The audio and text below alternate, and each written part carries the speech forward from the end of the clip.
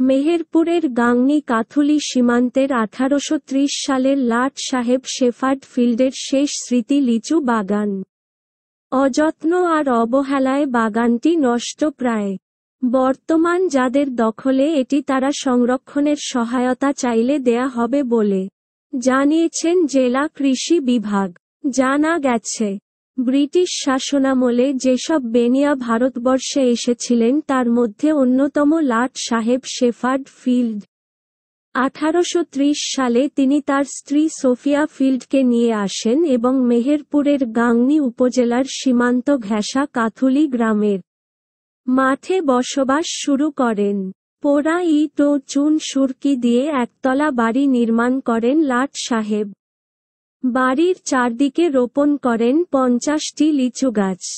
লিচু বাগানের পাশেই খনন করা হয় শানবাঁধানো বিরাট একটি পুকুর, আর গড়ে তোলেন বনজ ও ফলজ বৃক্ষের বাগান। লাট সাহেবের স্ত্রীর মৃত্যু হলে তিনি নিজ দেশ ইংল্যান্ডে চলে যান।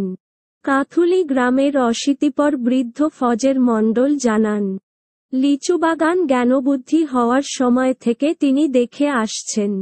ছোটবেলায় লিচু পাকার মৌসুমে বাগানের নিচে নানা রকম খেলাধুলা হতো। গাছ থেকে পড়া পাকা লিচু আগে কে কুড়াবে, চলত সেই প্রতিযোগিতা।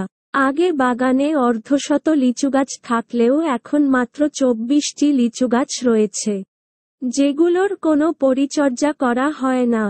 ফলে বৃক্ষগুলো মৃত প্রায়। পোকার আক্রমণে অনেক গাছের গোড়া ক্ষতিগ্রস্ত হয়েছে। সঠিকভাবে পরিচর্যা ও কীটনাশকের ব্যবহার করলে গাছগুলো রক্ষা করা সম্ভব।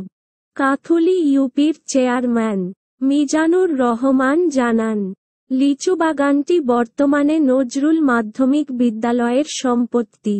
বাগানের বিশালাকৃতির এক একটি গাছে প্রচুর লিচু ধরে। প্রতিবছর বিদ্যালয় কর্তৃপক্ষ বাগানটি ইজারা দেন। তারা কোন পরিচর্যা করে না। দীর্ঘদিনের অযত্ন অবহেলায় বেশ কয়েকটি লিচু গাছ মারা গেছে। জীবিত গাছগুলোর রক্ষণাবেক্ষণের জন্য কখনো কোনো উদ্যোগ নিতে দেখা যায়নি।